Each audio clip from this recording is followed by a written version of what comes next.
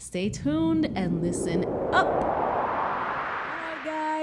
What's up, everyone? Welcome back to Dance, Biz, and Cafecito. Hey, we're dabbing over here.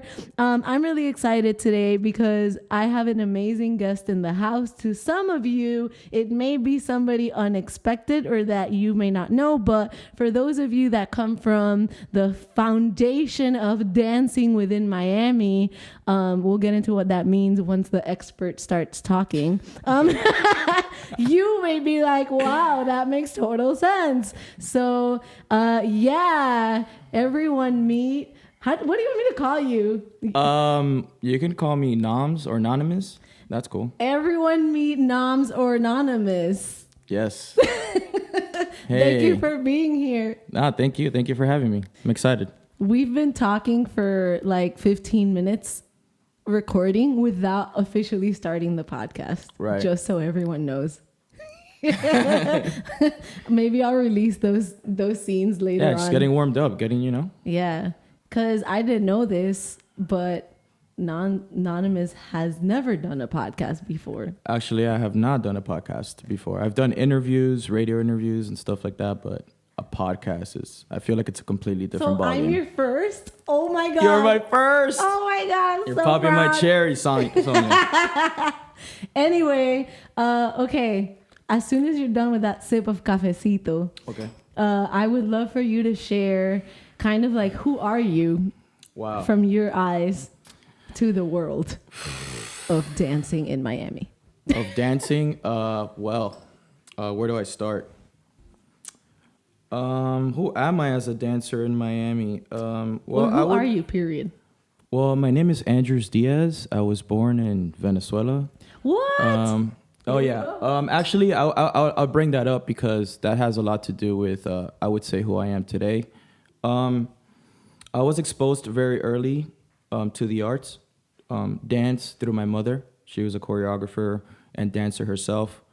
My uncle was a musician.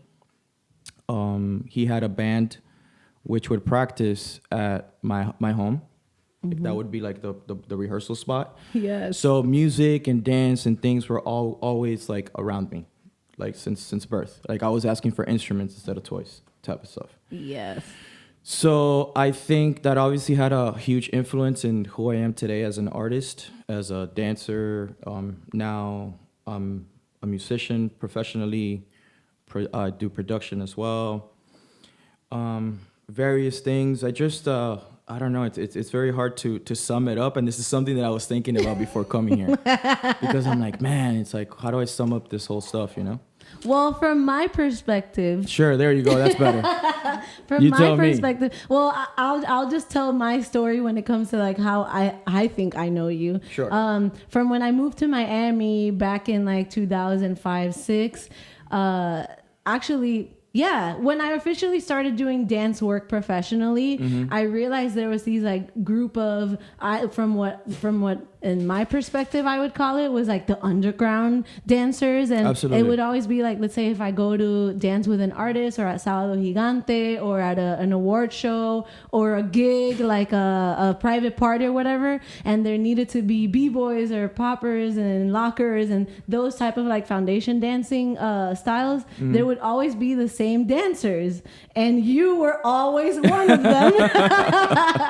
So I was like, okay, so clearly there's a movement here beyond professional industry like dance work, choreography work, right? Mm-hmm. And that's where I started to like really get informed about what's happening in Miami beyond that, like choreography, etc. And I would always see you everywhere. And then like when Sam really started getting into like breakdancing and all of that, is when I really learned more about like who is who, like who's Lego and like his legacy within Miami. Who are you? And from my perspective, it's like you are kind of like a legacy in Miami as well, because like from my perspective, you're one of the like original, like you, Aqua Boogie, and a few other people are like one of the original poppers and lockers from Miami. And like fast forward now, let's say 10 years later or more, like now you teach a lot of or have taught a lot of people, you know, up to this point. And like beyond the dancing, you have your band Mayday that you're, actively a part of. And I would love for you to like talk a little bit about that too. But basically what I'm trying to say is like, Nonms is one of the OGs in Miami. Giving me the OG stamp. He's one of the OGs. I would love for you to tell us like how maybe if we break up your story into little sections, we could, like, there we go. Get better at explaining to people, right? So like maybe I would love to start with, because I know the listeners will get a lot of value from this, is your dance journey. Like when did because I know your music journey is a huge part of your life as well as your dance journey. Right. So let's break them down to two. Let's talk about the dancing, then let's talk about the music. Okay, so if you want to go all the way to the beginning, right? And this is to the beginning. And this is why I brought up my country, is because I actually started dancing in Venezuela and I started battling in Venezuela, right? As a popper? No. How? Actually, it was called changa, right? What? Check this out. This is for real. This is like I want to know. So, long story short, changa is another name or the way what we called EDM, right? So what we were battling to, honestly, the foundation of that dance was the Running Man. What? So you would do the Running Man and then figure out different ways of doing it. And I remember we used to wear these hats called Cassandras, right? So which were like I need visual references. Yeah, no, this like it's like a floral, like bright colored hat. And instead of and it's tied up, it's almost like a half bandana, half hat. So you would tie it up in the back like what is happening over there? I know, it's Ted, my dog. He's annoying us a little bit, but in a very nice way. All right. So with that said, sorry, going back to the. So I started battling there, right? I migrated to this country at 9, and I got into the hip hop culture when I was about 11. Okay. That was with my friend Michael Marino and Gus, and we were, Gumby Lock, and we were notorious for rewinding tapes. I went through that. That was like my first learning like experience, was a lot of play and rewind, and not necessarily knowing what I was doing, just imitating, just like, a kid trying to dance. So if I saw a little bit of Usher, I would try to imitate Usher. If I saw, actually Usher brought in Mr. Wiggles for one of the videos. So I took that, Genuine at the time, obviously Michael Jackson, all those guys. And through our journey of like, learning how to dance and all this stuff, we ran into Beat Street. Okay. And that's the one that really kind of gave us a glimpse into hip hop culture or b-boy culture. And can you, because one of the biggest reasons I want to have you and people like you on the podcast is because I feel like Miami dancers are lacking a lot of knowledge when it comes to like the history of dance within our city. Okay. So I would love for you to describe, like, as you mentioned, these like key people or key movements that have been a part of your journey, like kind of describe like what's Beat Street, like so for people that don't know. Absolutely. So Beat Street is it's a flick, it's a movie. It's based on a story about a graph writer that's just, living the hip hop life. Unfortunately, something happens at the end. Well, I'm not going to spoil it for you. Go watch. But it's basically like a hip hop culture movie, right? It's like it was highly influential. It had Rocksteady Crew. It had Incredible Breakers in it. It had actual poppers in it. Like, it had people of the culture, right? So at that time, no YouTube or anything. That was like a flick that we always kept on going back to as a reference. Like, oh, look how he's doing that move. Look how he's doing this. Look how he's doing that. So fast forward about 2-3 years later, I meet a friend his name is Eddie, and he introduced me to Aqua Boogie. Now, that was a turning point in my career. Dope. Because he was the one that truly introduced me to hip-hop culture. And what I mean by hip-hop culture, I mean the graph, the b-boying, the DJing, the MCing, and the knowledge of all of them, right? So, and I love history. I really love history, and that was one of the things that, besides the dance and the movement itself, one of the things that made me truly fall in love with the culture was the historical value that it had. Because one of the things I like to do always is go as far as I possibly can in anything that I try to do, right? So if it's popping, I want to go as far back as like who were the influences of the people that invented popping? What were they feeling? What were they thinking? Where were they coming from when they invented these things? Wow. Right. I'm like this. Whoa. If you guys see my face right now. So, and you know, and that's something that I think it's important for dancers to truly understand. Yeah. To understand that the history behind what you're doing, right? Try to go as far back as you can. And also it gives you an idea of, for example, like one of the things that occurs, and I'm sorry, I'm about to go on another thing, is that, you know, I feel like we're in a time where a lot of people are driven by, you know, originality, and they want to say, oh, I did this and I did that and things like that. Well, one of the beautiful things about going back in history is that you can find the things that have been done already and the things that haven't been done, and you can actually know your place for real on where you stand when it comes to the creativity within whatever dance style you choose to enter. Yeah, right? that's awesome. So I think that's a crucial thing. It's a very important thing. With that said, history. Aqua Boogie put me on. I fell in love with it, and Aqua Boogie also brought us key individuals like Brian Green. He introduced me to Mr. Wiggles, actually. And I've never, honestly, like throughout my career, I've met many people, celebrities, and all kinds of, you know, like, yeah, famous people. And he was the only person that made me literally feel like a super fan. I recall like walking in the studio, and I opened the door and Mr. Wiggles is there, and I swear I closed the door and I ran downstairs. I was like 50. I was 15 years old, you know? Like I was like, no way. That's how much I loved popping. You had a fangirl moment? Straight up. Straight up. I was like, oh my God, this is happening.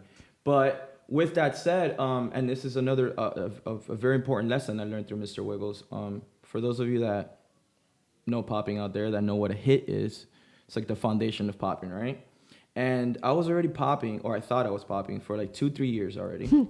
I thought I was popping for 2-3 years. And this is what I'm saying. So until this moment. Yeah, until this moment. So I'm here like doing like the waving and doing all these moves and stuff. And Mr. Wiggles is like, all right, that's cool.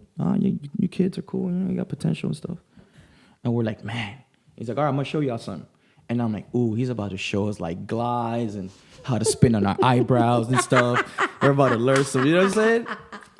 This dude taught us the Fresno for 2 hours. Yes. I remember, oh my God. Hours. And I was like, yo, this is crazy. But then the important, and that's what I'm saying, going back to history, and another point is foundation. I think that is like crucial, extremely important for any dancer to have a foundation, a strong foundation in something, whatever it is, you know? Yeah. Man, there's so many things coming in my mind right now. But go there. I will go there. Do you need a notepad? So he came and installed that in me and in us, like the importance of foundation and making sure you're doing it correctly. Because there are people that dance with the hit, and there are people that hit with the dance. Yeah, if that makes any sense. That makes sense to me. I hope it makes sense to the people. I hope it makes sense to you. Watching. It's like, in other words, there's some people that you could see that it just comes out naturally. Yes. And they're still smiling. And there's some people that you could tell that they're hitting on beat, but they're consciously doing it. Yeah. And you could tell in their face that they're in it. Right. Yeah. We've referred to this kind of like concept in a few episodes in the past, but in different ways. But like the way we talk about it on the podcast is like, you have to be self-aware enough to know, oh my God, are you okay? Ladies and gentlemen, I almost choked right now. Oh my God. But he's okay. He's okay. Yeah. Where like you have to have a certain level of self-awareness where you know, like, am I very like naturally talented at this, or is it a skill set that I need to practice and get better at? Absolutely. That's kind of how I see like the example that you mentioned. Absolutely. And yes, absolutely. And with that said, actually, something that came to mind was that I would suggest to dancers, or something that helped me a lot, is know your limits, know who you are as a dancer. Self-awareness and knowing the self is really, really important, especially in breaking. For sure. You know, there's some people that are just naturals at power moves. There's some people that are just natural at flavor. There's some people that are good at just feeling like a robot. There's some people that are just good at feeling like they're waving, you know? And with that also which helped me a lot, is dabble into as many dances as you possibly can. It's crazy that you just said these two things, because every single guest on the podcast has said those two things in their own way. But it's so important, and it's something that's so not accepted or practiced as much as it makes sense to nowadays. Right. I mean, and it's also about like how do you identify within the dance. If you're a popper, you're most probably going to just stick as a popper. Mm-hmm. But if you see yourself as a dancer, then you just opened up a plethora of information, right? Yeah. Now you have all these dance styles. I've taken ballet. That's crazy. I can't imagine you doing that. And I did it for 3 months, and 4 or 5 months actually. Why did you take ballet? It was actually and shout outs to Reverso, the owner of New Century Dance Company. He is a popper as well, and within his style, he has like a ballet kind of feel to it. Okay. And long story short, working in his company and things like that, he was just like, hey, you guys should try it. It was me, Frank. It was actually 4 poppers. It was me, Frank, Atari, and Glyphix. Okay. And we tried it out. And actually, I'm glad I tried it out because, and this is something I suggest to you, not only are you learning something new, but you also learn how to appreciate all those other dancers that have put their time into these dance forms. Yeah. Right? Because at least from a b-boy perspective, a lot of the times, or not a lot, but some I've seen some people dismiss other dances, and that's just because they don't understand. It happens a lot. It happens in many, you know what I mean. And I feel like once you enter, it was the same thing for choreography. Like I know, talk about knowing the self. I know that I suck at choreography. All right, I don't have the ability to pick up like other people do, which made me admire that, because that is a skill that I don't know. I feel like some people like. I don't know, like, especially from our culture, like, it goes, like, unrecognized. Yep. Like, there are people out there that in 5 minutes can pick up the body language of 5 different people. Mm-hmm. That's incredible to me. Yeah. You know? And that by dabbling into choreography, even though I did pick it up eventually, I realized, like, oh, man, this is not where this is not my forte. This is not where I excel. This is not the thing. And I had to work on it. Yeah. But also made me realize that it wasn't necessarily for me. Why do you think you excelled at like freestyle type of dancing? Okay, well, going back to that, history, 2, foundation.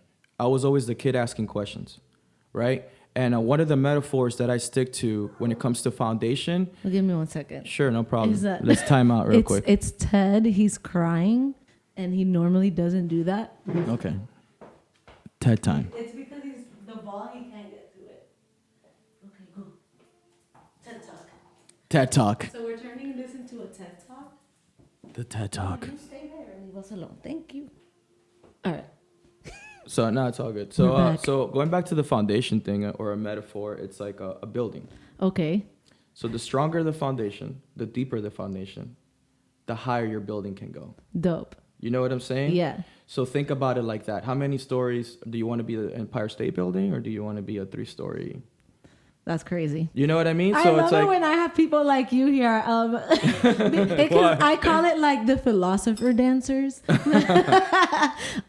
No, because you guys are able to. I don't do that. I'm very matter of fact. I'm very like direct when it comes to when I need to say things. Mm-hmm. But I love hearing things in different perspectives, because I feel like it opens up the ability to see things from a different way a lot faster for more people. Mm-hmm. I had Sophie and John Jeffrey, B-Boy Zane. Yeah. And it's funny because he talks just like that. Like he just talks in metaphors and like giving you perspectives on things. Like, and it's so dope. It makes it like fun to have a conversation. Mm-hmm. Continue with the building story. That's what I was gonna say about foundation. That was just the metaphor behind it. So with that said, going back to the original question, which was like, what made me a strong freestyle dancer or whatever. There was a few things. Foundation being one, knowing and asking a lot of questions too. Don't be afraid to be a student. Always remain a student. That's another thing I took from Mr. Wiggles.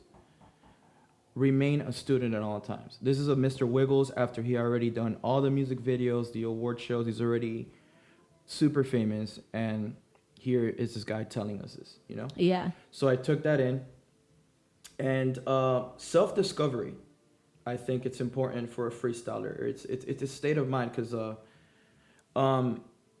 one of the things that helped me, for example, when you enter a cipher, for one, we learn different from like a studio, right?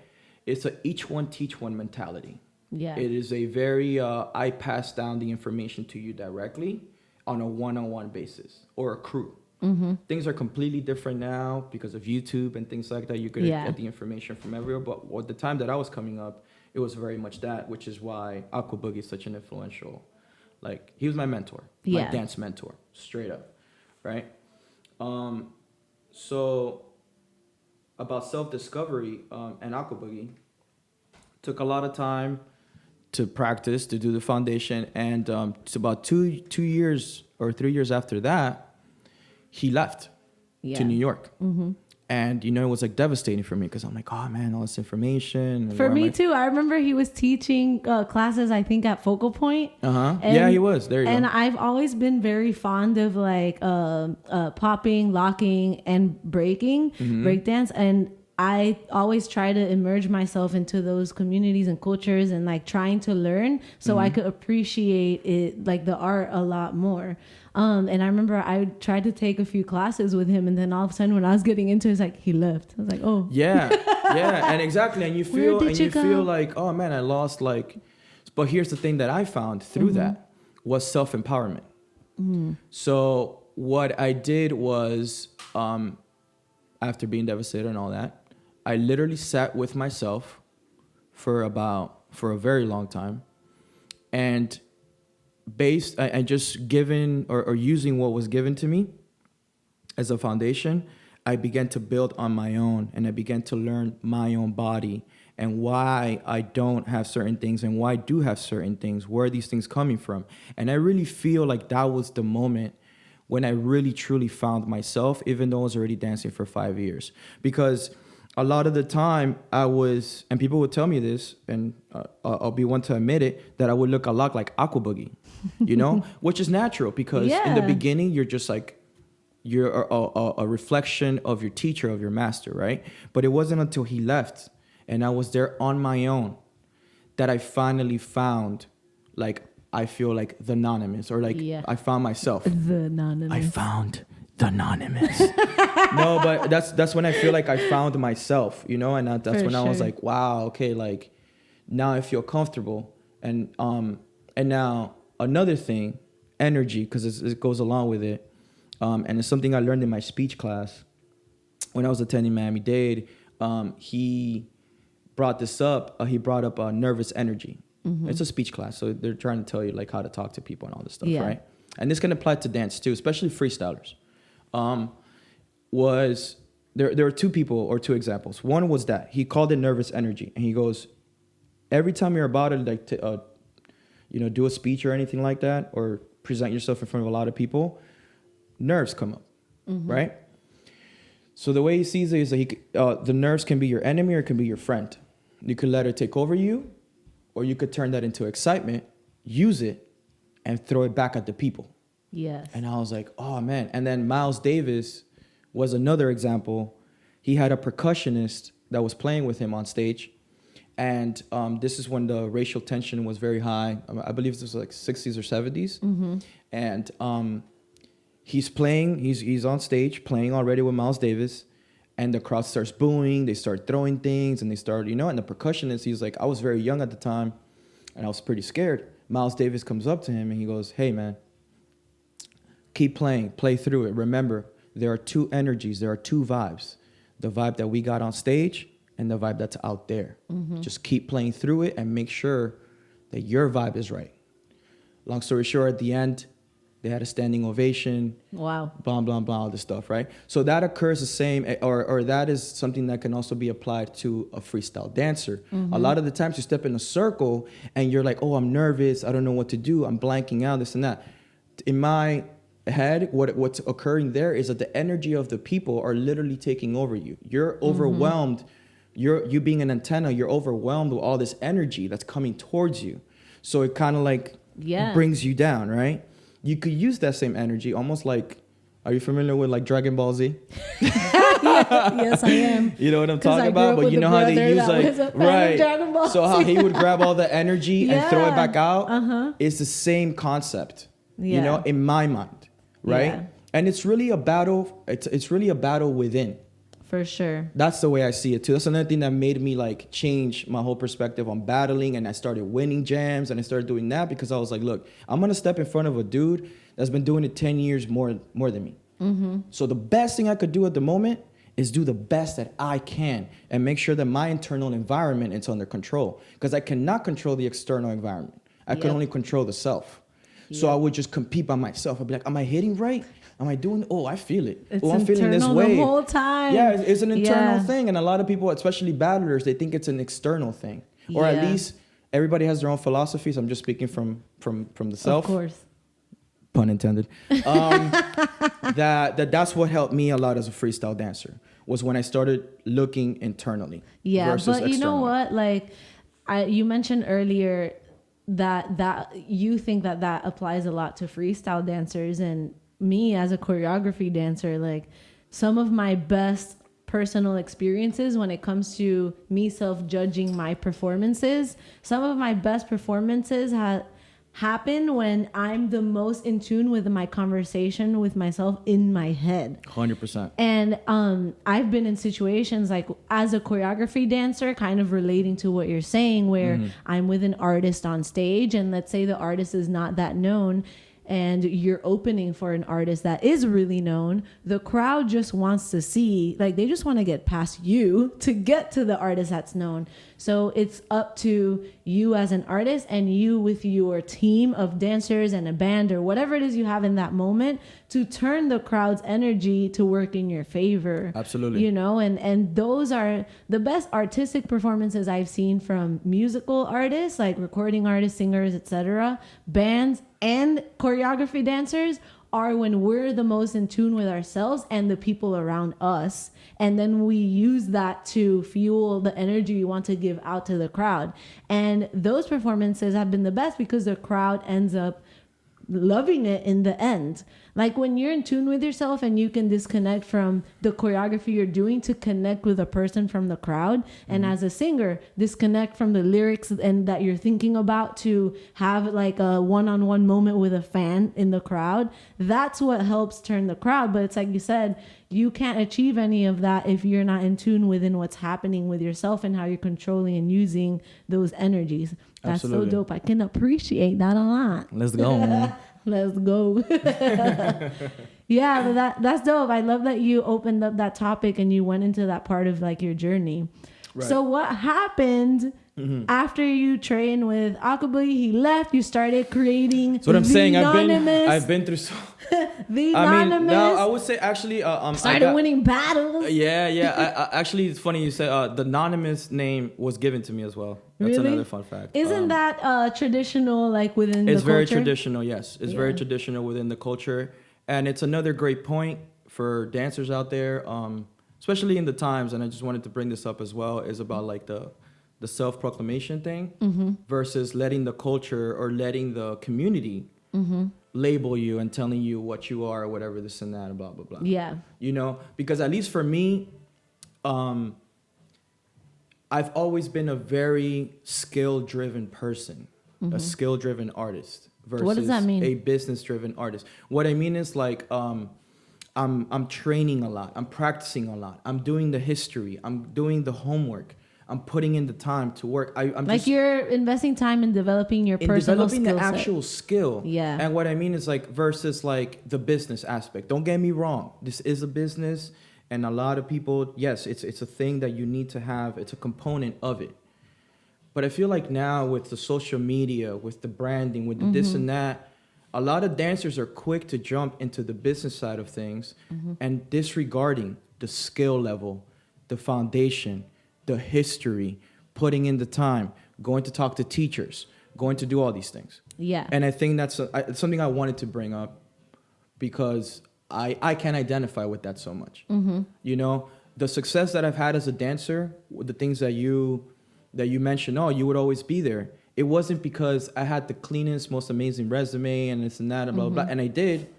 But my focus was not like, let me do this complete business thing. It was more about let my skill speak for itself. Yeah, and let my body, you know what I mean? Sure. Obviously, like I said, you have to have a business sense. I went to school for business. Yeah. Like, that's cool. Let's put that Let's be out clear. there. But what I'm trying to say is that, yes, it is 90% business, 10% talent. But I feel like if you could package your product very well, if you're an actual skilled person, because like look at like the choreographers in our culture or in our community, like you had Cultura here, right?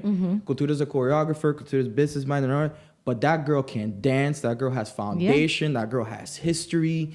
That is complete. Same thing with Susie Garcia, I feel. Yeah. You know, she's a choreographer, director, creative director, business owner. But if you see her as an the individual end of the day, dancer, she was always a talented dancer. Always a talented dancer. And that's something I wanted to kind of like put my 2 cents about. Sure. Because I don't feel like the whole point of my podcast and why I've been bringing in specific guests, it's all strategical because this is my personal belief system that I'm about to like put out there. Let's go. Let's go. I feel like when it comes to achieving the most amount of success that you can in anything, whether it's in business, artistry, or whatever, if you really look at the people that are the best within anything, they are a balance of both business and talent. Agreed. Or if they're not, they know how good they are at, let's say, business, and they acquire the talent, or they know how well like they are in skill set or talent, and they surround themselves with people that help them do or get better at the business part. But at the end of the day, they have a 50-50 understanding of how important each thing is and how far they could take it if they're good at both equally. So I wanted to start the podcast, and I've brought every single guest here because I believe these guests that I'm bringing are the perfect example of when a business mentality meets actual talent, whether the talent is natural or developed through skill, like you're saying, practice and education and knowledge. Absolutely. And really what I'm trying to do is make sure that all dancers out there that listen understand that fundamentally and can able to get whatever it is they're looking for so they can get better out of our conversations. So I really appreciate you like bringing that out there. It's crazy because every episode I'm like, I love that you said this because, and I'm not planning it. It's just like, it's true. Look, you guys are the examples. And you just mentioned like Cultura and Susie. I'm about to interview her soon for the podcast. And that's awesome. It's true. Yeah. Like what you're saying is so true. Yeah. So where were we? I knew this was going to happen. So what were we talking about this whole time? No, we were saying like how you got to the point you are after your training and you started like finding the Nonms and how it... Yeah. So, yeah, I mean, through Aqua Boogie, let's just start because I was already talking about him. I got to perform. The first time was like in a summer camp in New York. He took us out there. The first time I went to New York was because of Aqua Boogie. He also put me down with Break the Urban Funk Spectacular. And that was like maybe my second touring experience as a dancer. Okay. I got to perform in Mexico. We toured China. We did a bunch of cities throughout the country. And that was like one of the first, because before that I also worked for the Miami Heat and the Extreme Team, and that kind of gave me a vibe. The Extreme Team, wow. Yeah, that kind of gave me a vibe on how to perform in front of people and things like that. I also did for a little bit of Deep Projects, and that was by Teo Castellanos. It's a dance company out of Miami, Florida, which in the brief moment I was there, I got to learn a lot. And through Urban Funk Spectacular, I was introduced to like the performance side of things, because at that time it was just battles. My thing was like, let me get these trophies. I was headhunting, right? Yes. Because at the time that's what it was about. It wasn't about like how many followers you got, what is the coolest video you got. It's about what is your name, why is your name the name that it is, and how well can you control the cipher. Can you leave that jam and people be like, yo, that was that dude. Yeah. That was the whole base of it. Like, I remember a time where competition was actually like, wasn't looked upon as like the thing. It was like, oh, you're going to compete? man, they're only giving you 3 rounds. I'm really trying to beat you, so let's go 15 rounds. You know? I remember, yeah. Yeah, it was a whole nother time. So through that, I also, and this is also like what I think the beginning of my commercial, which is how I probably like ended up like seeing you or meeting you and everyone else was through Dance Utopia at the time. Oh my God, that's true. You remember Dance Utopia? Yeah, that was. I never talked about that on the podcast. Dance Utopia, Amanda Tate, Kahende, that's when I met Sherhan, Leo Chavez, that's when I met all of them. And we were like, you know, if they needed poppers, if they needed breakers, if they needed anything, they would come and you know, like ask us to do things. I dare to say, I think Dance Utopia was the first kind of unofficial agency type of entity that happened in Miami. Absolutely. At least from that time. Yeah. I mean, I'm sure there has been before because I've heard of like other agencies and things like that. But like, I would say that's the beginning of like what we currently have. Yes. And our generation and like the people that are on right now. Actually, to take it all the way back, I'm sorry. I have to mention this individual, my brother, Jose Guerrero. Okay. Because he put me on super hard. All right. Let's talk about it. He actually, because of him, I got to tour with Jose as well. Okay. I was dancing with his daughter. And that was the time. That was the first time where I got to like do the Kodak Theater. I got to do like, you know, it's Jose. So you're doing like high-end, amazing, like venues and places, and it was an incredible experience. That was my first time touring internationally as well. I think that happened before Urban Funk Spectacular. Popping. This is all through pop. No, actually, that was choreography. You were doing choreo? I was doing choreo. I was doing choreo very early. If you want to take it all the way back, I'm gonna say 3 words. Oh, bye. Okay. You know what I'm talking about? First choreography. We hit that choreography. Yes. I hit and sing choreography. I did do that, but that was during my like rewind play days. Yeah. You know what I'm saying? You just want to dance. You just want to dance, and I would bust them out in 15s, like choreographies. Like I think about it now, and I'm like, man, I've been doing this for. Actually, another fun fact: me and Gus and my friend Michael started in his school, Pace High School. We were still in high school. Breakdancing club. What? And we got to perform. Breakdancing club because they couldn't like call it like anything else. So they were like, let's call it a club. Like a chess club, but it's a breakdancing club. Like the hair club. And we got to perform like Y'all don't know, but we got our own club. We got our own crew, you know what I'm saying? But so through that, and funny enough, I performed. I don't even know how I pulled this off. So I was a freshman in high school. I would leave my school and go perform at Pace to the point where people thought I went to the school and I even made it on the yearbook. What? You were on the yearbook? But not like an actual but like in one of like the pep rally pictures or whatever.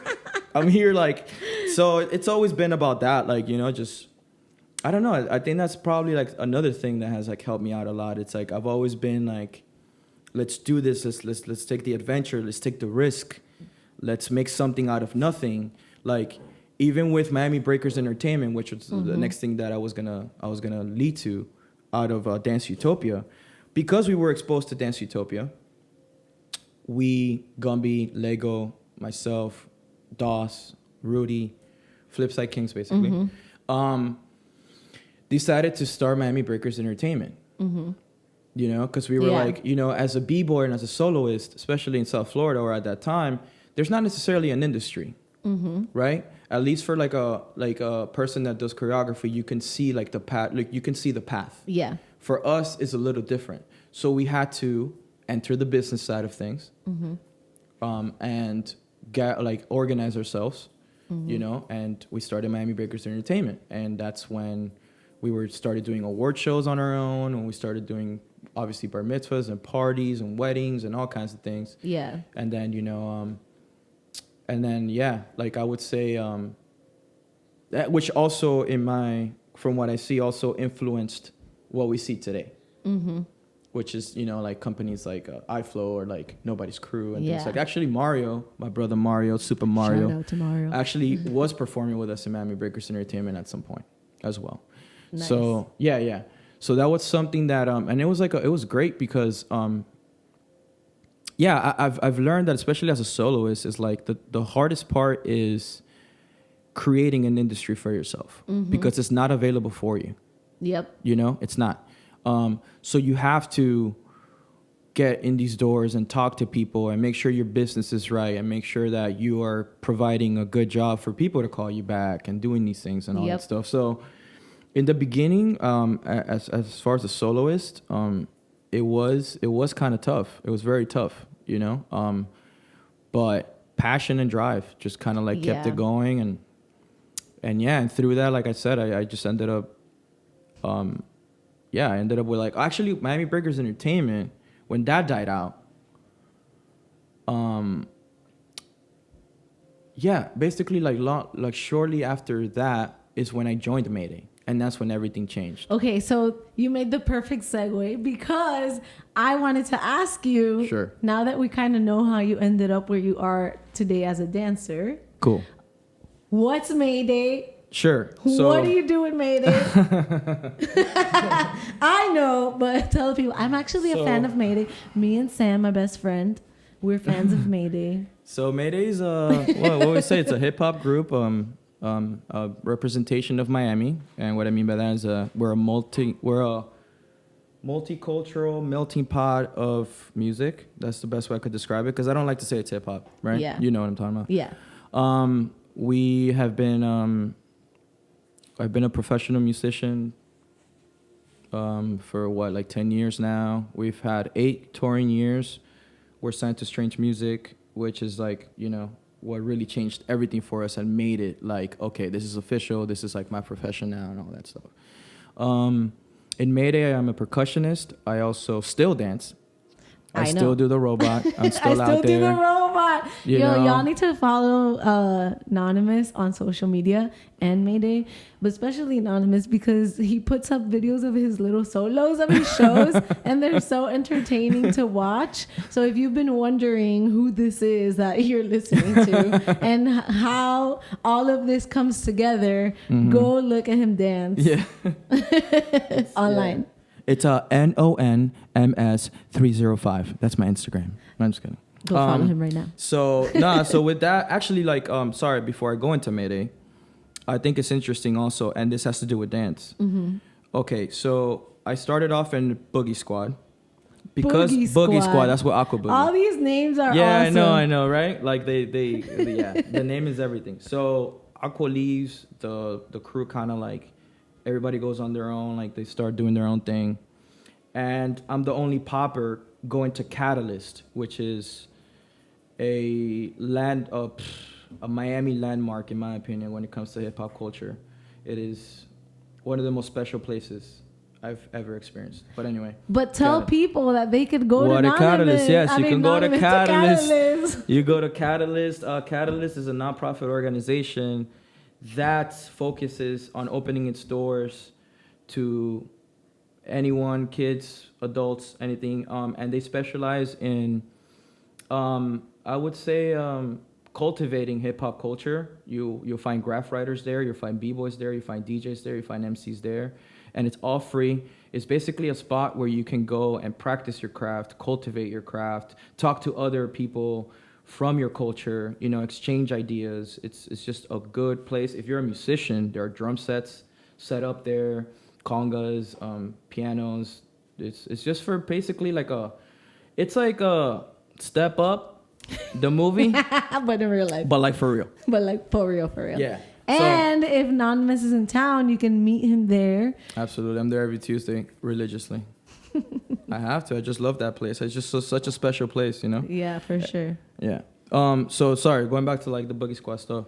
So Boogie Squad, I end up at Catalyst. That's when I meet Unique Styles, and that's when I meet Felix, right?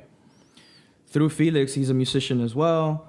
We end up starting Fusic, right? Fusic is a band as well. That like the basis of it was like, okay, we're b-boys. A lot of the music is basically old or like older or whatever. It's like James Brown stuff. And so we asked ourselves, like, well, how can we make a contribution besides through our dance? And we were like, man, the music. Why don't we just start a band and start making music that b-boys can rock to, but that's current. Yeah. So that went very well for us. We actually got to go to Europe. We got to go to France, Spain, and Italy at the time that I was there. And, we made the noise, this and that. And this is where dance comes in. I feel like if it wasn't for dance, I would have never been in Fusic. And if it wasn't for Fusic, I would have never been in Mayday. Because we opened up. Yep. We opened up for Mayday in Kitchen 305. Doesn't even exist anymore. Kitchen 305. All these names in your life. Yeah, I'm giving you... I'm going to take a quick note of how I'm going to label our episode. Sure. In case you're wondering what I'm doing. Cool. And then as we opened up in Kitchen 305, I do recall, and this is like I think an important thing to say too, with the purpose of this podcast. The truth is that it was completely empty. Okay, it was Kitchen 305. Yeah, it was Mayday and us, and it was the audience was maybe like people that came with us, right? Wow. Yeah, so it was one of those situations. And going back to energy, going back to like, okay, so am I gonna let this energy defeat me, or am I gonna do something about it? At the time, we were just an instrumental band, and we had our my brother Rudy come in to MC. Mm-hmm. So it was like, this is the first time actually performing, all right?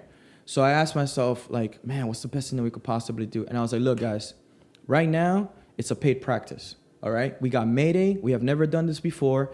Let's just give it our all like we're performing in front of 5,000 people. Let's just perform it and practice. It's a paid practice. Mm-hmm. It's like a full-out rehearsal. Yeah. A long story short. And we did our thing, this and that, boom, boom, boom. And Plex, being the main, at the time, he was like the head producer. Afterwards comes up to me, and that's when he was like, yo, man, I like what you do, like what you do up there, this and that, blah, blah, blah. Why don't you come and like, just come to one of our rehearsals and see what happens, Mm-hmm. Boom, boom, boom. And long story short, like the first song, I was like, oh, let me hear it, cool. And it was like a rhythm that I was very familiar with. Mm-hmm.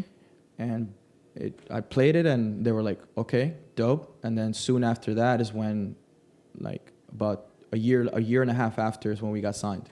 Wow. To Strange Music. And that's when I was like, oh, this is like for real now. I was like, oh, yeah. Because at the time I was like, doing that. I was actually, at the time I also did a Ciudad Entre Mundos. Yes. I remember. Yo, this is crazy. And unfortunately, this is why I had to leave.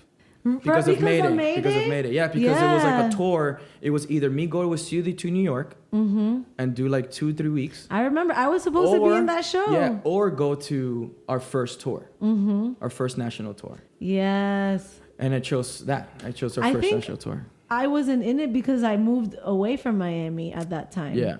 Damn, that's crazy. And I've also been in one of Mayday's first music videos. Let's go. Got you holding guns. I know. Rifles and stuff. I had to submit, in case you guys don't know, this is a random thing about that happened recently to me. I had to submit a background check for something, top secret. And I didn't know that in your background check nowadays, they check all of your social media history for potentially controversial information. And in my potentially controversial information, because I requested a copy of my background check. So on my background record, it says clear, clear, clear, clear, clear. And I've lived in a bunch of states and whatever, and clear, right? But then you scroll down and there's basically 20 pages of potentially controversial information that like screenshots of anything I've ever posted or appeared on social media since like 2010 when I first started using social media. And a lot of pictures are screenshots of me in the music video of Mayday holding rifles and weapons and guns. And those are my potentially controversial informations. Thank you, that Mayday. Video, that was not my idea. I was just there. I just showed up to work. They told me what to do. Same with me. Yeah. Same with me. They're like, here, hold this gun real quick. Okay. Oh, okay. Anyway, yeah, I just thought that was a random fun fact to throw in there. Be careful. Exactly. Y'all better go. That's good to know. Y'all need to go and delete, because there was even screenshots of I deleted my Twitter, but since this is still, I guess, out there, they screenshotted things that I posted, like even saying random words to my friends that like you just say for fun. It could be potentially controversial information. So you need to go out there and delete anything you ever posted before you submit for a background check. Yeah, for real. Don't get in trouble. don't get in trouble. Especially now, social media, man. It's like, yeah, you got to be real careful. don't be putting all your emotions out in social media, people. I'm just gonna put it out there. Billie Eilish also. Billie Eilish Yeah, became she also famous mentioned for that doing that. Well, she also said, she's also the one that said, don't do that. Wow. Yeah. You haven't seen her interview on Forbes? I think it's Forbes. No. Yeah, she mentions that a lot. She's Why? like, I don't know. She's just like, that's her advice. She's like, you don't have to put everything you think and all your emotions on social media. Okay. I understand the perspective now. Yeah. She's like, that's what she said, but she's coming from like reflecting. She's like, Yeah, I did yeah. it and that wasn't cool. Type of stuff. You know what I mean? She's like, okay. But that's crazy. That's how her career like kind of I mean, blew and that's up. another thing. As a musician, it's very hard. Something that somebody told me, I think and I don't know if it just applies live and to. learn, I don't know man. if it applies to dancers too, but back in the day, especially when it comes to music, like you would sell the music first and then the artist. You would listen to like you would be driving your car, the radio comes up, and you're like, oh, who's this? Mm-hmm. Now it seems like it's the opposite.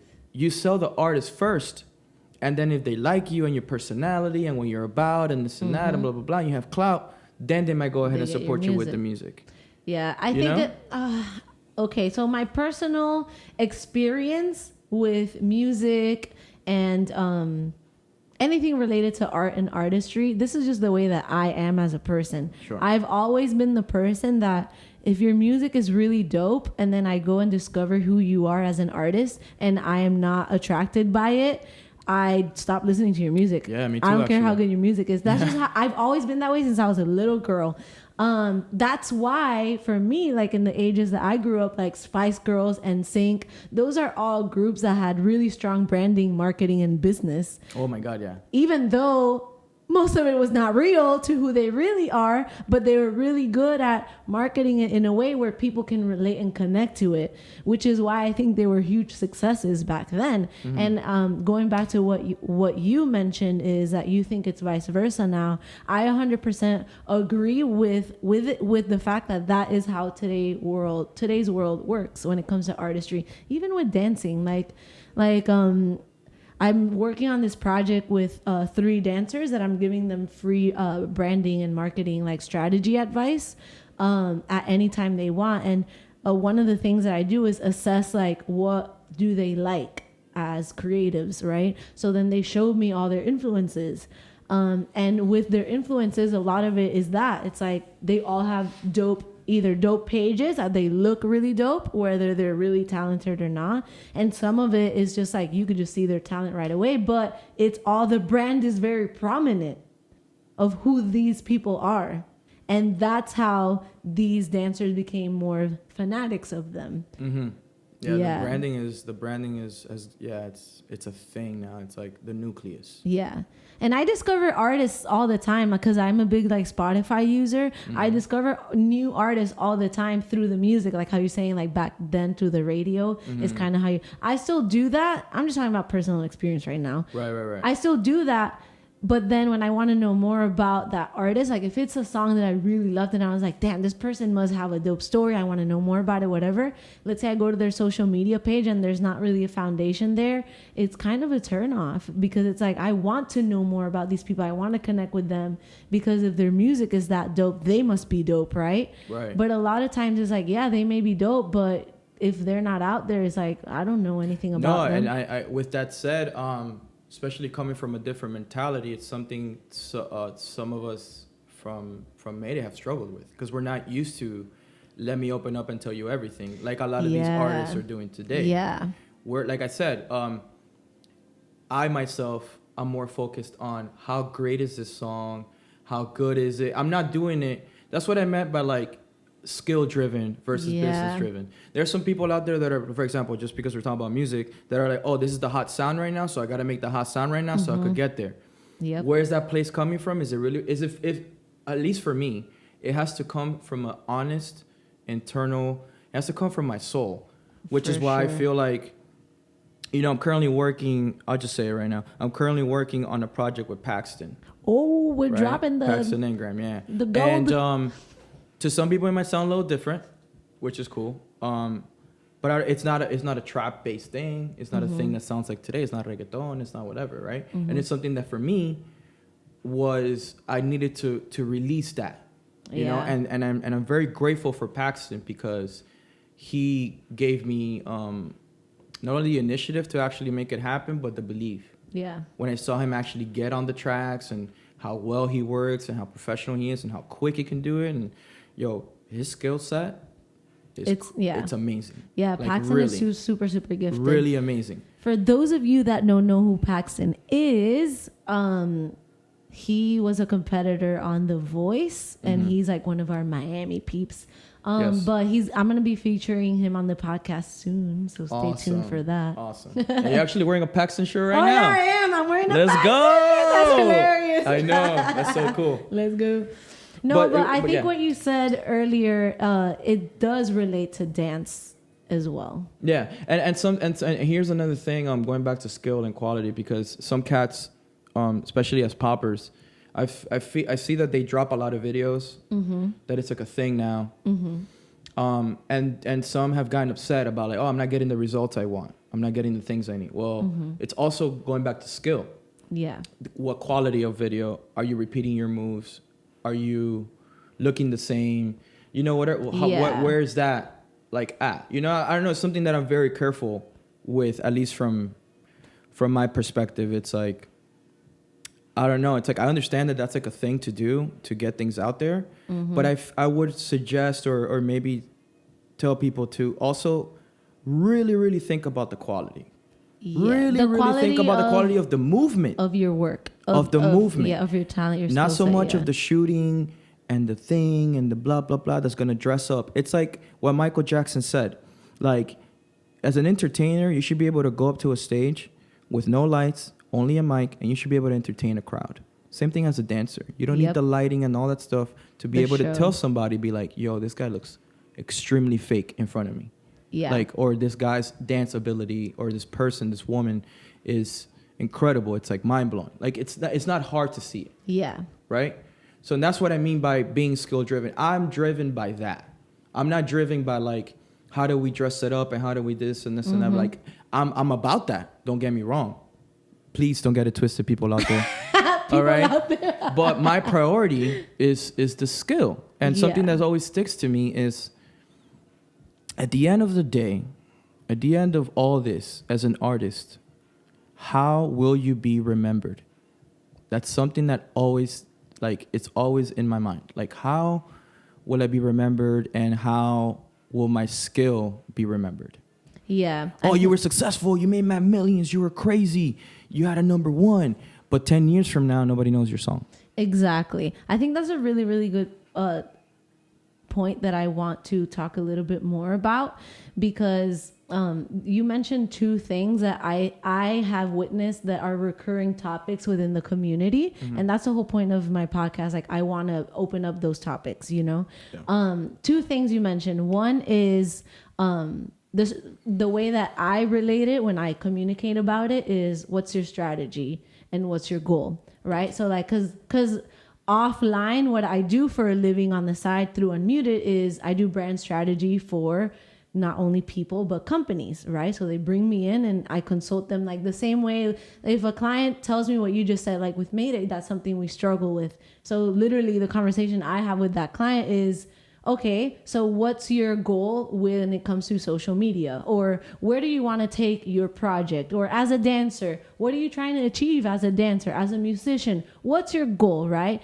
And then the other thing you mentioned is, what are you trying to achieve? Like you said, like I can tell your mindset is the way it is because you're trying to be legendary. At the end of the day, you're trying to be the best you can within anything that you touch or you're passionate about. You try. But that's your journey, right? And because you're trying to get better at everything is how you've achieved the things that you have. It's just a pattern. And that's the way that I see it, is that's your strategy to accomplish the things that you have. I need to get better so I can excel, right? Yeah. So for dancing, and for when it comes, not only for dancing, when it comes to how to use your social media in like how to maximize the potential of what you're doing on social media for anyone, it's just a matter of deciding first why am I doing this and what am I trying to get out of it? Right? So then it comes down to the dancer videos that you mentioned as an example. It's like, am I just trying to get famous? And that's all that matters to me. And that's with anything. It doesn't matter if it's dance. It could be anything. You could become famous because you do videos of, I don't know, pouring coffee in different ways, right? It applies to anything. But with the example of pouring coffee, do you want to be the most famous barista on the internet? Right? So then that's your inspiration. That's your motivation. So I'm saying this because if you're a dancer or a creative or a person that's struggling with, oh, but I'm putting in all this work and I'm not seeing the results that I want. So then you need to stop and go, what are the results that I want? Because if it's to be famous, then you need to be getting creative within getting more views and having more fun with what you're doing. So because if you're trying to get famous, it's like, why do you want to be known? Why are you trying to be famous? That's very true. Like intention. Like what's your intention with what you're doing? And then go from there. Because let's say, for example, as a dancer, I want to be known for, I'm just throwing out random examples from things that I've experienced within like my community, right? I want to be known for being the best freestyler out there. Okay, but do you want to be known as the best freestyler in your actual life and in your community that you're living? Or do you want to be known as the best freestyler on the internet? Or both?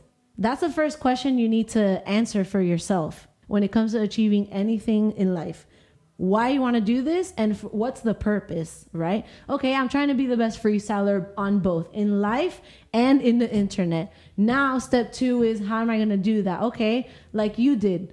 I'm going to go win battles because I need my reputation in my community to be legit. Yes. I'm going to go win battles. I'm going to go compete. I'm going to go get trained by the dopest people. I'm going to be persistent with building my skill set. I'm going to go share my knowledge at Catalyst with all these other people. That's how you build your actual reputation within your community in real life, not in the internet. But me, Sonja, the person speaking, I'm a firm believer that your reputation on the internet nowadays in today's world is your reputation in real life. Oh my God, yeah, 100%. I believe that 100%. And if that's not true, then you need to self-assess and rebalance what's happening, right? Everyone's highly influenced by what they're seeing online. Absolutely. What I mean is, if you're famous in life, in your community, there's no reason why you should not be famous on the internet. You're just not taking the right steps for that to be shown online. So then let's talk about the online. If you want to be the most famous freestyler online, then you need to, like Nonms mentioned, one of the things you can be doing is putting out videos of the quality of your skill set and talent. It doesn't matter if they're flashy videos or with a professional camera or not. People need to see that you actually are dope. Whether it's videos of you winning those battles, the videos can be other people can be putting them for you, but the content needs to be out there. If you're trying to claim that title, the content needs to be out there so you can claim the title online, right? Mm-hmm. So whether it's other people are giving you the videos or you're reposting or whatever, you need to put dope content around who you are as an artist and a creative persona. Whether it's like, for example, like I think you're a really good example of this because you have like a look that you always like portray when you're on stage. Mm-hmm. Whether you're dancing or as a musician, you have like your hat or your bald head. Mm-hmm. Like there's a look about you, your glasses, like you have a brand already. So it's like, let's showcase that brand on social media, right? Let's bring your brand to life. Mm-hmm. That's step 2. So we talked about skill set. Now we talked about your brand. Now the third layer is the consistency and the message needs to be aligned. Ooh. So you need to recreate the same quality of thing, whatever that is that you decided, a whole bunch of times, meaning like a whole bunch of times. Consistency, yeah. Yeah, like a lot, like more than you think. So if you're putting out, let's say like, for example, if you're battling once a month, I'm sure you're practicing multiple times within that month. To me, now this is where things get really crazy and people start thinking I'm crazy when I talk to them about this in person. To me, you're as a dancer and a creative, your whole life is content. You just need to understand that Especially and then now. do something about Especially it. now, like Nowadays, and that's what I think is the main thing, especially from a person like me that has come from the other world and is now going through the changes. And that's something that needs to be spoken about too. Like a lot of the young people grow up already like that. There are some of us, like I said, That are were learning. skill driven 1st, right? So like I said, and that's what I'm trying to get at in a way, that I think you're right about everything you're saying, the branding and everybody else, but I feel like it's important to not prioritize so much on that and forget about the skill set. That's all I'm trying to get at, because I see that happen a lot in our community. That people have the right website, the thing and that, and blah, blah, blah, and they're like, I'm a community leader and I'm doing this and that. And then when you look at their career and who they are and what they've done and their skill set, it does not match. it doesn't match their. And that's important. Yeah. And I feel like that's it. And when I say this, I mainly say it to kids because I see it in kids that they're so social media driven, brand driven, and all this stuff that some forget about studying, about taking class, about going out there and searching information, about knowing things, and they're quick to claim things. It happened to Mr. Wiggles. With there's a famous Mr. Wiggles walk that he's had since the 1980s, and a new cat with his juking stuff or whatever comes out and calls it something completely different, and a bunch of uneducated kids and all this stuff jump on it, and they start bashing Mr. Wiggles. So where does that come from? Where does that come from?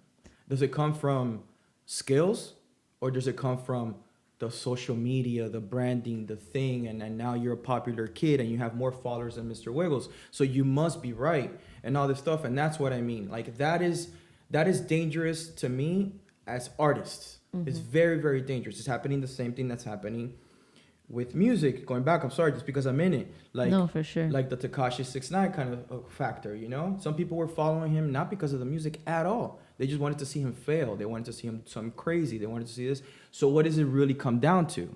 Does it come down to the art?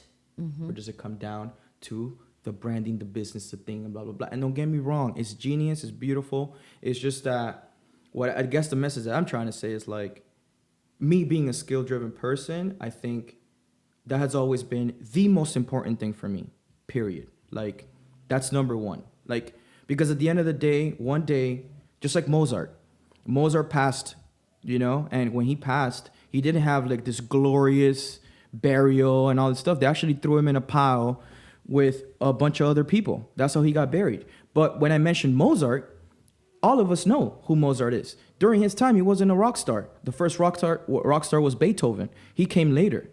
But Mozart is a person that made such a huge social contribution because he was skill-driven that we can talk about him hundreds of years later. And that is my point, right? That is my point, that it's also about that, like, one day we're all going to go away, and what did you leave behind? What kind of social contribution did you make? And how much did you put into the art that gave you this in the first place? Because there's no branding and there's none of that without the art. Yep. There's nothing to sell. Yep. You know? And that's the point I'm trying to make. Like, just like to the listeners out there, just do your homework, work and do your history and respect those who have provided for you. That is extremely important. You wouldn't call it the dance that you're calling it if it wasn't invented by those individuals. You can't call it choreography, you can't call it popping, you can't call it breaking if it wasn't for these individuals, these pioneers, you know? And I think we need to respect their intellectual property, because a lot of these things that we're doing, people don't see it, but this is intellectual property that was created by other people, right? So especially in popping, a lot of cats are like, oh, I'm going to go ahead and like invent this thing and invent that. What are you inventing? Under what? Popping? Cool. So what I say to those people is like, yeah, that's cool, but just understand that this is a documented dance.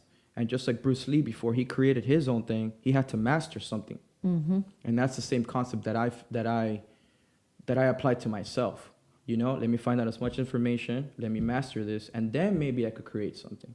You know, because and I guess the other point is that cats are quick to jump on this branding thing and all that because they want that clout, because they want that fame, because they want that stuff.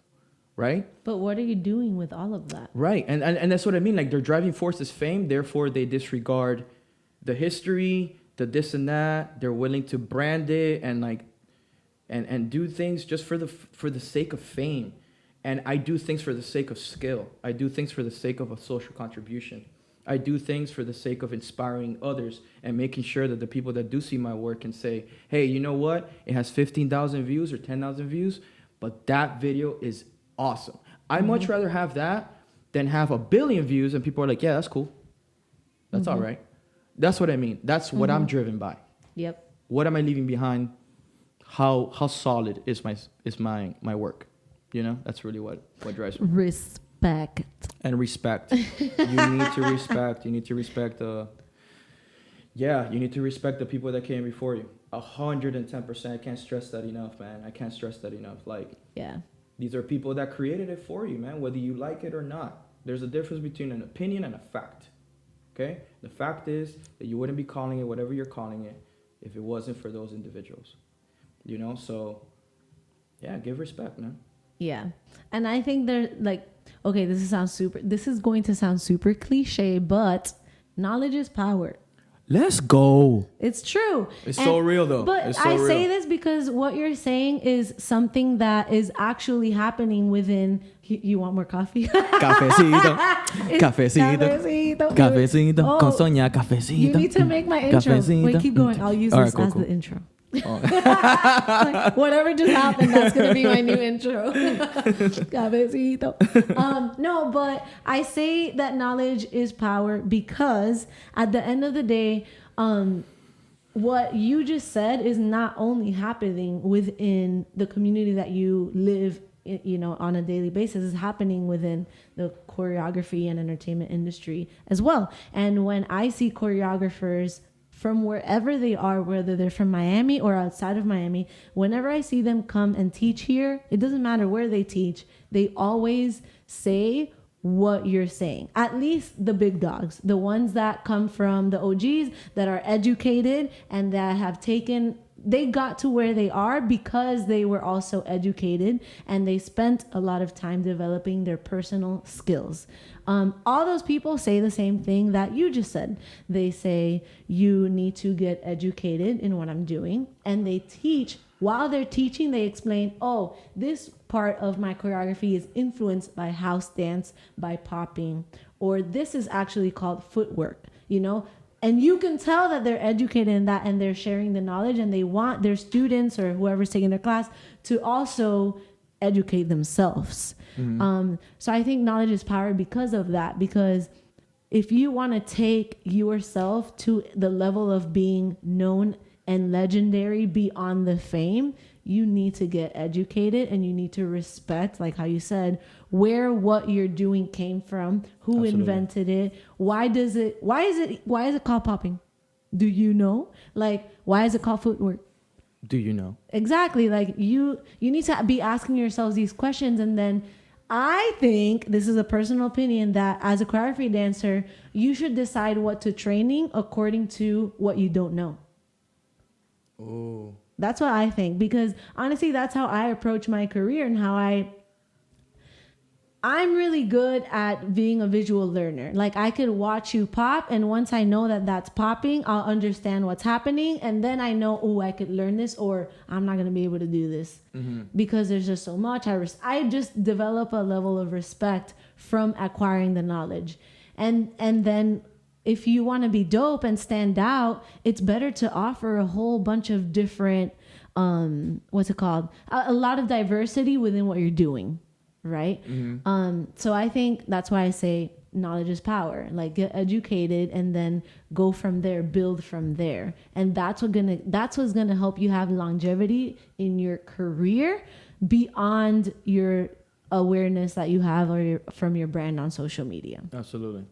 And you know, it just, as you're saying, as you're mentioning that, it brought up another point that I was thinking about, and this is for dancers, and something that helped me a lot, right, was actual knowledge of music, right? And it's something that I've always thought about, that I'm like, how come dancers, or a lot of dancers, and I'm not saying go into like music theory and figure all this stuff out and blah, blah, blah, but I think basic knowledge of music and how it's created, difference between rhythm and melody, cycles, what a bar is, you know, versus an 8 count. Because we, as dancers, we do 8 counts. Yep.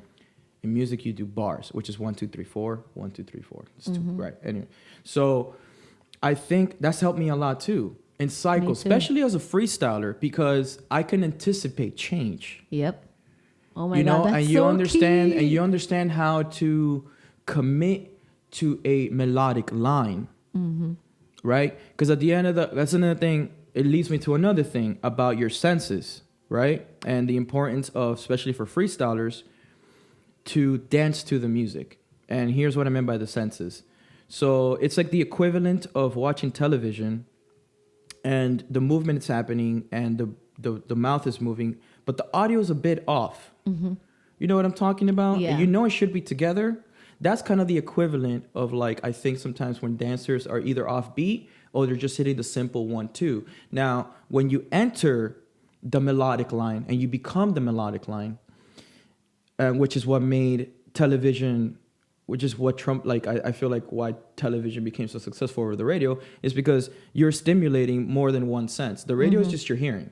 Television is your sight and your hearing, right? So when it comes together, you're like, wow, this experience is amazing. And that's another way of experiencing dance, especially as a freestyler. Become that melodic line. Become that drum beat. Become that thing. That's why sometimes when, like, you see people like battling and they hardly did any movement, but they hit it to the beat and the whole crowd goes crazy. Crazy, yep. It's not necessarily the movement. It's that two senses are being enhanced at the same time. Yeah. Right? So, yeah, like, I forgot the point I was gonna make. No, but that was one of them. It's like the senses you were talking about. Yeah, like about senses. that's what it was. It was like about that, like making sure that, yeah, like that you become the music, and through learning how music is made, you know. And like I said, you don't have to go crazy and take a class or anything like that. But as a dancer, we dance to music, so I don't know. It just feels like it would just make sense understand the music. To understand better. the music and how to like, you know, and that goes across any like dance genre, you know. For sure. Make sure you hit it. Like, you know which one really gets me a lot is contemporary or lyrical, because there is hardly, like, sometimes it's not a beat. It's a word or an emotion, or it's like a da da da da da, like, and they have to hit that. It's a style that's really dependent on. Oh the my music. God! Yeah. And it's just like, and like I said, coming from like a popper and not feeling that, like, not seeing that beat, but at the same time, you could see their, like, connection and how they're, like, enhancing the music and all this stuff is like, yeah, you learn how to appreciate it. You learn how to be like, wow, dude, like, okay, that's. You know, as a popper, we're, like, restricted and, like, robotic and all this stuff. And then, like, I would say, like, contemporary is, like, maybe, like, an opposite of that. They're completely free, yeah. Yeah, and they're, like, free, and then, like, all these movements. And at the same time, but from what I understand, like, there's also, like, obviously, like ballet in it and, like, other dances. And you have to study these dances and, like, to make it look... It's just crazy. Effortless, yeah. Yeah, to make it look effortless, yeah. Yeah, well, I could definitely say two things about what you said. I have two. Yo, give me three. I always have two contradicting thoughts in my head at all times. Okay, that's cool. how I live life. Okay, so one thing that from experience, how do I say this? From experience, I've learned to appreciate freestyle dancing, and, like, this is why I love going to battles, because you are able to see what you said. Like, I love seeing when the dancer matches their skill with the music, whether they know the music or not. They're just able to do that. The best, to me, that's like art in real life. Yeah. And that's why I love that, like, the freestyle movement so much and appreciate it, even though I don't consider myself a freestyler, definitely not. But I love it so much because of that, because of what you explained, like the experience of connecting your auditory with your visual. It's like right there in your face through something that I'm really passionate about. It just makes it extra special. And then when it comes to auditioning, like as a professional dancer, when you're auditioning or when the choreography ends and the choreographer leaves the music for you to do whatever you want, you have to freestyle. And the people that always kill it are the ones that fundamentally understand the musicality of what's happening. Whether they know the song or not, they're just either like naturally talented at like projecting music through their body, or they have a really good ear and they're letting their body react to what they're hearing. And like you said, like it just makes the experience extra special because they understand that right now a new bar is about to hit, or the beat's about to drop, or all those little things, or like the pattern of the melody is making me do this, you know? And then they can portray that. And choreographers and creative directors and anyone that is a leader within the industry appreciates that a lot more. Mm-hmm. So I think it's really important to develop that skill set. You know, it brought me up to something that you just said right Everything now. we say, it's it brought me it's up to something that you just... It's something that I think about, which goes along with what I was saying, like when I found myself, and as a freestyler, is submitting to the music. Mm-hmm. The music is not going to change for you. Yeah. It's not. The music is going to be the music, especially as a freestyler. The song is going to be the song. It's not going to come sooner. It's not going to change sooner. It's not going to change later. So going along with like becoming the music, I feel like a lot of it has to do with submitting, like, and just being like, I'm gonna allow this music to dictate, because a lot of freestylers tend to go the other way. They're like, I have a set move, I'm gonna blow up the crowd, I'm gonna do this, I'm gonna do that, and completely disregarding the music. You know, it's like, it's a double-edged sword, because you want to entertain.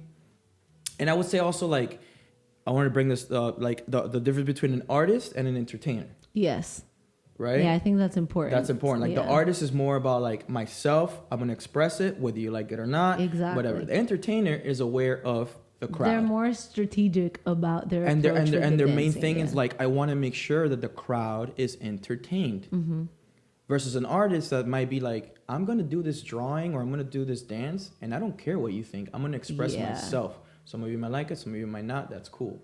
Right? So there's like the fine balance between that, like, yeah. And I think it's important to know which type of dancer or what is it called, artist you are. Absolutely. Yeah, because for me, like, I could definitely say I'm a lot more of an entertainer, and that's what drove me to want to dance. Like, I would watch it on MTV and tape the videos and learn the choreographies, but I would always choose which choreographies I wanted to learn, and it's the ones that entertain me the most. Like, that looks like fun, or that, like, I don't know, that was like, it gave me a feeling when I watched it. I want to try to do that and emulate it. So like, from what you're saying, it's like I'm discovering myself too. It's like I'm definitely more of an entertainer, because when it comes to freestyling, I have a really hard time letting go of what's happening in my head and submitting to the music. I have a hard time submitting to anything in life. Like, I'm very like, I am empowered, I am in control. But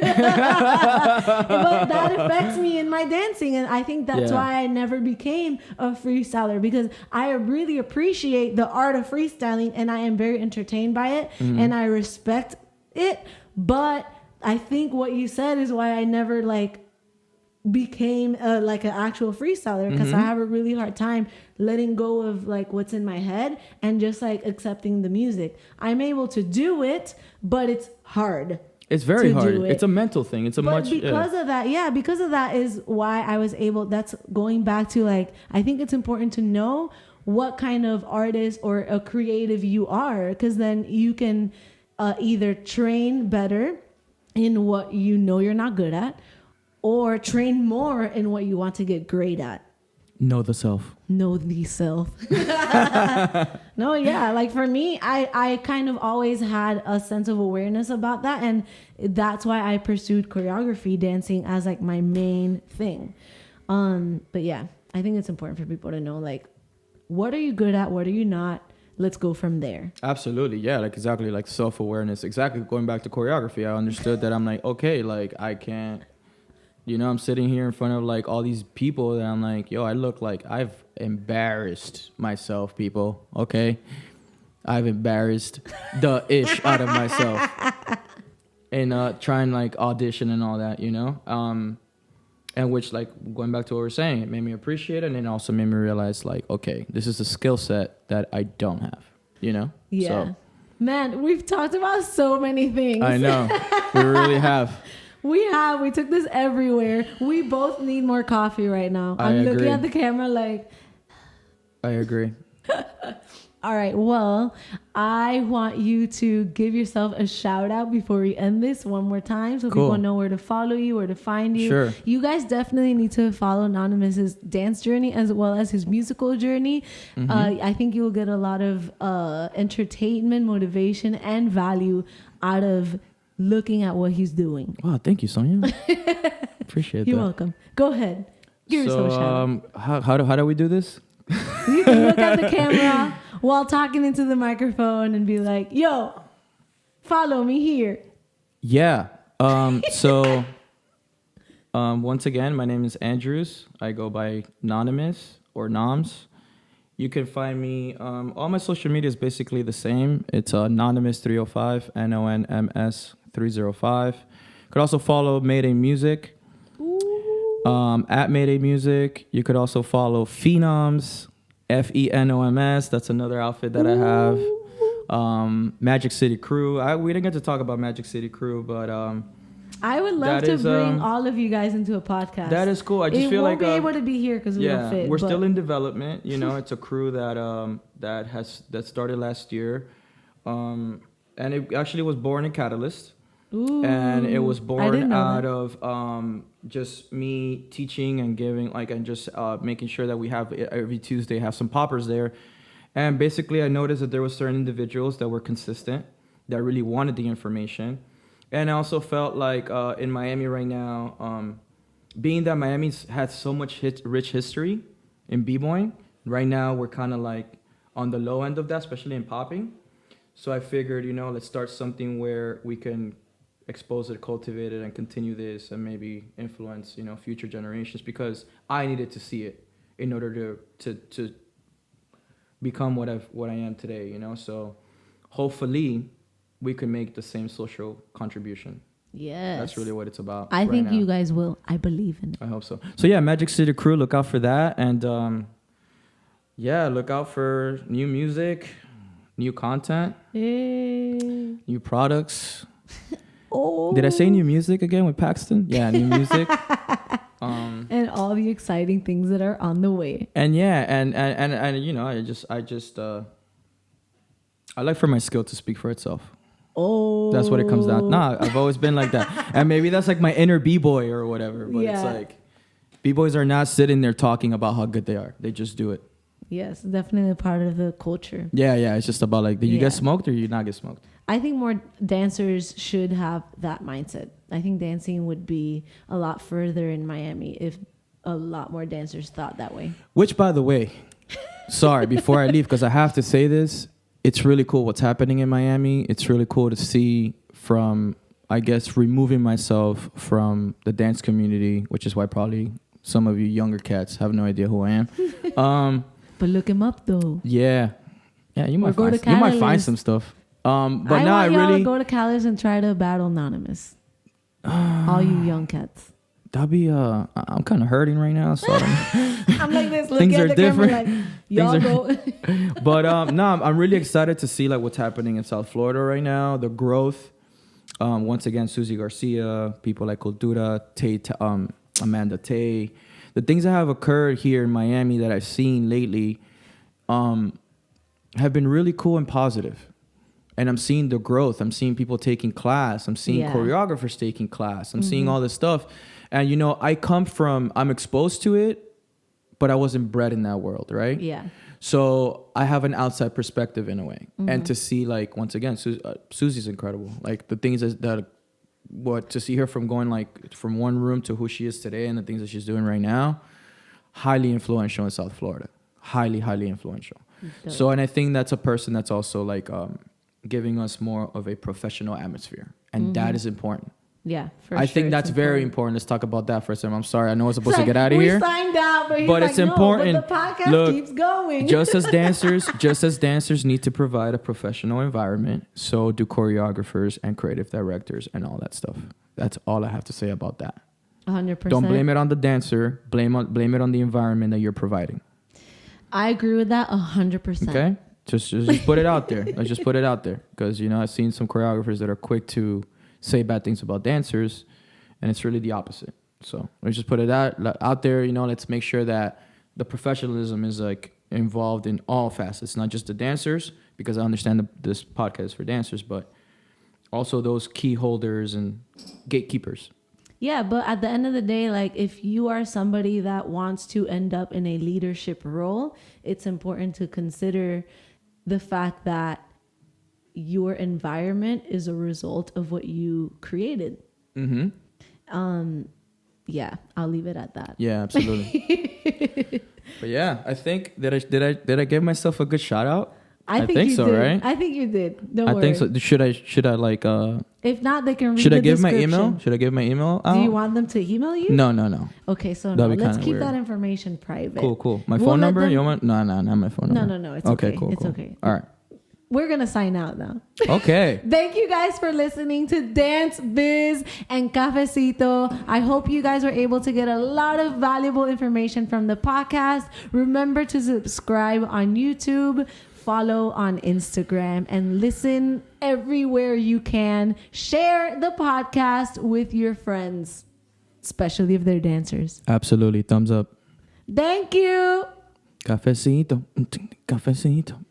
Cafecito. Con Sonja. Cafecito. I'm legit turning that into the new intro. Let's go. I actually thought about like